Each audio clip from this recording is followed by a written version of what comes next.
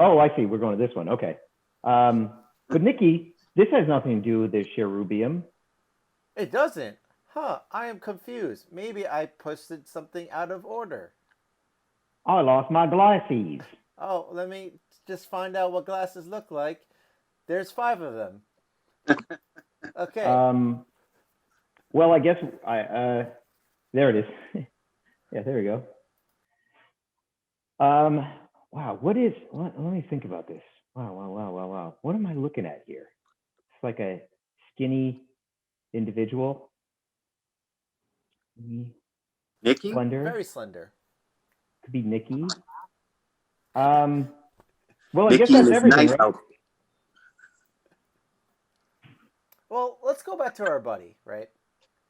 So Go back to the our buddy who did that amazing artwork of let's go back to the diver. You know this guy, Gobli Prin. He Print. did this, and C. Virkil. I hope I'm saying that correctly. C. Virkil. Wow. It's very Weird. nice. I like it. Hey, he's wearing a poncho. That's cool. Weird. That's really weird, man. It's almost as if there's another figure that's debuting later this summer. Jesus, weird. That'd be really weird, right? I mean, there was that surplus of Patreon money that I took several months ago, and I tooled new secret stuff, and maybe that's what this Project Virkil is. I don't know. We're all trying to find out who did this. Well, I can move on to the next image. Maybe that'll help clear things up. Okay, now I'm even more confused because before, even though it was a small illustration, now it's big and it has a different head. I don't understand. But he's holding a knife. Yeah, wow. Okay, well, I guess what we're looking at is indeed a Virkil assassin, I'm being told. Well, what's that? A Virkil assassin. This is a new style of figure that will be coming out sometime in the summer. Right now, I would love this figure to be August's Action Figure of the Month Club figure. I don't know if that's going to happen, but the rumors are true. All that delicious Patreon money has been scooped up and put into not just the poncho pack, but also a figure that works really deliciously with the poncho pack. You're looking at the Virkil assassin and some beautiful artwork from Gobli Prin. And I'm feeling just loose and crazy enough that we might actually show that prototype tooling model. Why the hell not? Am I right? I'll get to that in a little bit. Can I just admire just what he does with his artwork? He does it in layers. Yeah. I hope that we see a time lapse of this one day. But yeah, he did it right here with and without the poncho and without the helmet, and you get the that yearbook photo like effect where there's like a different version up close behind it. It's great. But yeah, this new figure, this new tool has been going on behind the scenes, you know, and all the while, you know, we have Sen 5 on its way. We also have Chromega, and now we have Diver. But look at this. This is incredible. Wow. Very slender. Very slender. So having Matt Dowdy on the stream, can you tell us what it was like to hold this particular figure in your pockets? This one? Yes. Oh, shoot. It is. I mean, are we going to discuss who responsible this sculpt? So this was I talk often about just turning Irwin loose, just giving him very basic instructions and just seeing what he comes up with. And this is what you get from Irwin. Yeah. Now, we owe a big debt of gratitude to Matt Dowdy, who will probably not take any credit, but he definitely put a shellac on this figure and on the accessories and made them work functionally. So, I always think of these things Polish, as having just many polish. fathers. I'm polishing the treasures. Irwin is unbelievable talent. In suiting, all these guys are off the charts. But Irwin's a beast. In this figure, when Jesse sent this over, I had to stare at the thing for a night, just understanding what is going on with it. Doesn't make sense visually. No. It is truly otherworldly. It's really captures a lot of Irwin's heavy, his line work and his aesthetic, but it's kind of a different profile silhouette. We always talk a lot about silhouettes being so important, have different silhouettes, and that, a sort of a successful history of your work is, especially in action figures, if you put all your figures up on the wall, the sun going down, and on your windowsill, and you see all these different forms, like life and anything. But this one adds something very unusual, but of course somehow completely compatible because of Irwin's, heavy involvement in all these great things, and Ant Irwin's particularly. This is all, hand sculpted by Irwin. Like Jesse was saying, I had to go in and I just worked on making it work with everything else the best I could.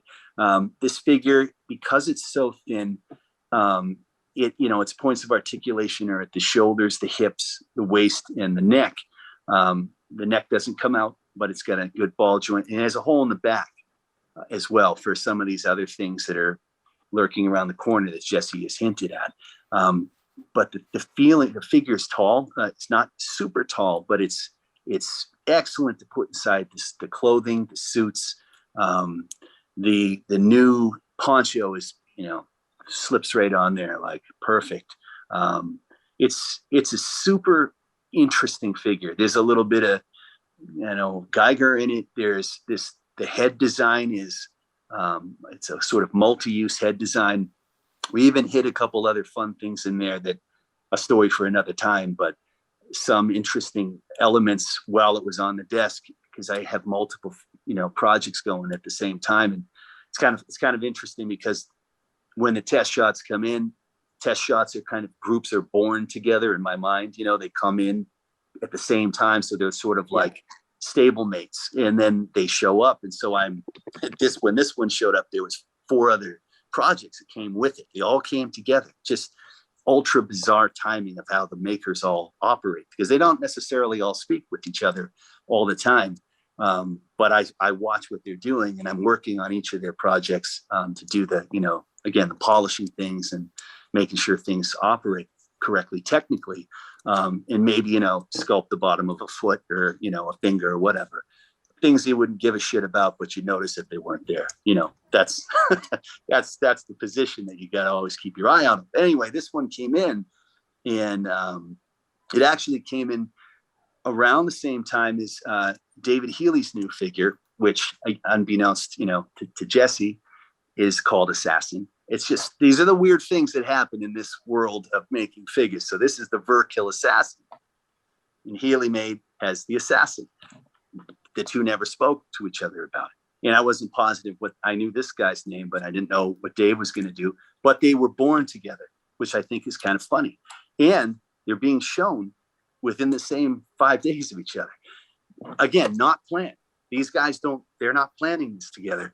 It just happens. There is some weird ley line shit that goes on with this. And I've just always been in the funny position to see, the different things pass by the satellite.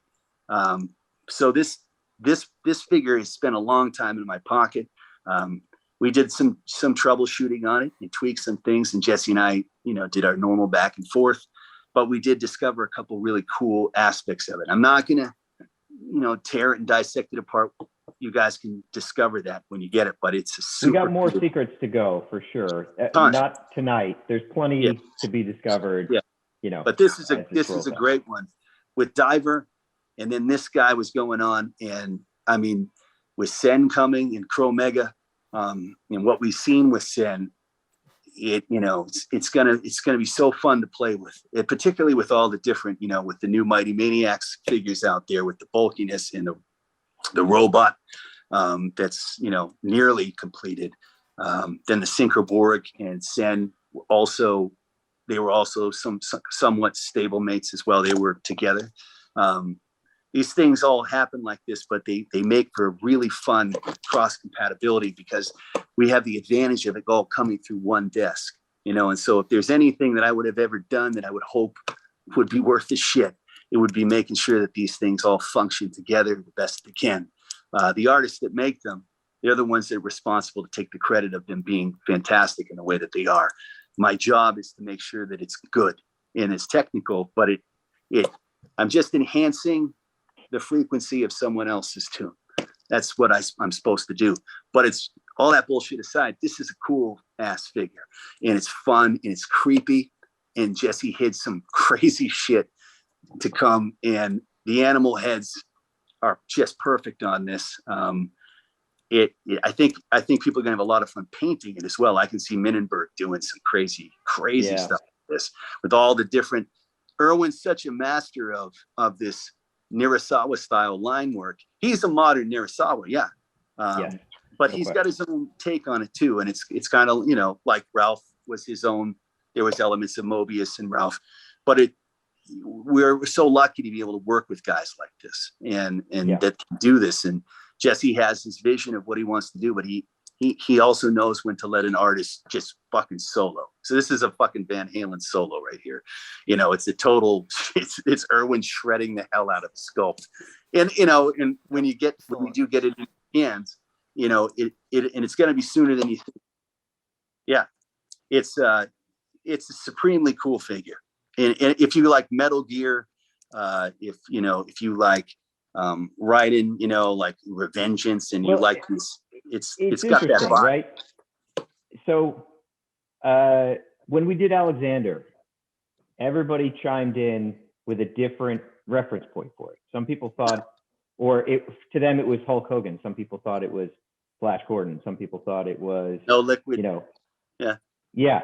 Everybody had a different sort of evocative response to the Alexander. This is another one. This is a seeing stone, right? Because everybody looks at it, they see Metal Gear, they see Nirasawa, they see Tron. You know, I'm looking at all the comments here. Everybody's kind of getting a different vibe off of it. And I think that that's the mark of really, really transcendental work, because it is all of these things simultaneously, you know. And I think that we really synthesized something magical with this one, as far as I'm concerned. It transcends like everyone's favorite memory from like a movie or favorite scene or character, and it all meets like above everyone's consciousness. Oh, look at that. Yeah.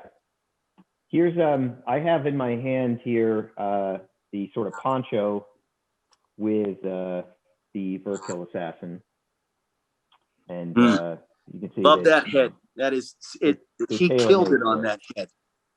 It's got that Xeno vibe, but then it has this sort of living fossil dino vibe. I really hope you make a bone version of this thing with a wash, like, you know, all the, you know, you're gonna hear that. Hearing it from you, it's ridiculous. I'm gonna hassle you about it, but it is something special, and it's. I imagine, you know, playing with this stuff too. One of the things that I love about, you know, the unpredictable aspect of this, it has to be embraced by everybody watching this right now, is a little bit off center, I think, than what the normal action figure collector is. I think it's just, that's why we have a certain level that we're at. You know what I mean? Like, it doesn't go ape shit nuts, but it's not down in the gutter. It appeals to creative types. It appeals to people who like to explore, to customize, to make things. You know, I'm sure half the people watching this have you know, order food in a different way than normal. You know what I mean? It's that kind of almost left-handed style thinking. And it's this, I love that this thing would be something like I could, you know, playing with Diver, going down, and then this thing, you know, he finds this thing crushed up and pops out, and it's there's a subconscious narrative that seems to always just find itself. Granted, you know, that narrative is coming from you, the central person, kind of going on this ship, going all the way out to the edge of the edge of the earth. But there's also something else that we said earlier about things happening in conjunction with each other that weren't intended. But then we see it, and then we capitalize on it. So it's like a gift, like you're saying, when someone sees inside something. It's not necessarily, we're not telegraphing it there's no mastermind God level thing where you're like, I've done this 8 years in advance. We play the chess game as best we can, but there's also something else pulling for us here, all of us. there is something else pulling for all of us. And it's a creative connectivity. You know, it's, and I see it in so many different customers. I hate saying that word, but people that support what we do. So many guys take awesome photos, awesome builds, awesome paint jobs. They have something cool to say. Some of them go on to be makers. Some of them don't need to be makers. They're just as important, just supporting this and making their own thing. But this kind of thing like this, at some point down the road, we might not be able to do this like this, you know, with the way that things are. It's not some doomsday bullshit. It's just facts. It might not be as easy to do this. It's not that it's easy, but we've got a system, right? We share a system. Right. So I can go and get water out of the faucet. I can, you know, take a dump and flush the toilet and the house won't cave in. You know, these are things we take for granted, you know, heat, electricity, whatever. Making these figures, we establish the system and we share it. We're not weird about it. There's no secret, you know, behind the curtain. It's just hard work, honesty, and dedication to make it happen. But these things keep getting made. In Jesse's superpower, each maker has a superpower, I've noticed over time. His is just tenacity. He's creative dynamo, all of the nice things. But person to person, this is a person who never stops doing this shit. You know, and I really never stopped doing it. But he really is constantly doing shit. Constantly. It's very unusual to see somebody put that much time and effort. Nicky and Jesse meeting was the perfect combination, you know, because that's what Jesse needed. And Nicky is it's true. People don't understand how creative he is completely because he makes it easy, because he's humble and because he's so charming. But that's the Starsky and Hutch situation right there. That's, you know, Luke and Bo, you know, that's it. It works great. And I like to come in as that uncle that you ask to play the cassettes, you know, and that's what we do with this shit. And I think it's important that we all kind of recognize it at least once in a while. Not all the time. You can't walk around staring at the sun, just being glad it doesn't fall on you. But you have to appreciate it once in a while because it is very unusual, you know, especially in the oversaturation of Instagram, Facebook, and all the normal bullshit I'll rather go on about. But it gets boring. You know, it feels weird to constantly self-promote or do all this shit when there's not a whole hell of a lot behind it they haven't seen before.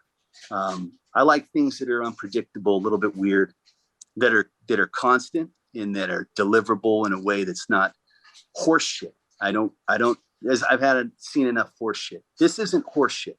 This is weird, sometimes bizarre, a lot of times bizarre. But think about what the hell this is. And it is because of everybody watching this and people who aren't giving shit enough to supply this, you know. And Jesse's the person who's trying to go to make every one of these figures something important. I have not seen anything in the development stage of this dialed in once. And if I did, you know, we would go at it over it, but I haven't had to do that. Not with this. We butt heads all the time. All the time we butt heads, yeah. You know, but we're brothers on this. And I aggravate all the makers. Yeah, I do, you know, because I see certain things only because I've been doing it for a long time, but I'm inspired by all this stuff too. You know, seeing Jesse pushing it to make more figures made me also want to push it a little bit more too. And the pandemic, of course, you know, makes you feel like you better get some shit done before, you know, you do get caved in on. But I think it is something special, you know, and you know, I'm going to harangue about it for 20 fucking minutes, but it's something to celebrate too, because this is the third, granted we're online with this Toy Pizza Con, but it's really something that it came from nothing. It came from nothing. You know, I met Jesse. He was, I think for some reason I always remember you holding a broom, and I had a backpack. Yeah.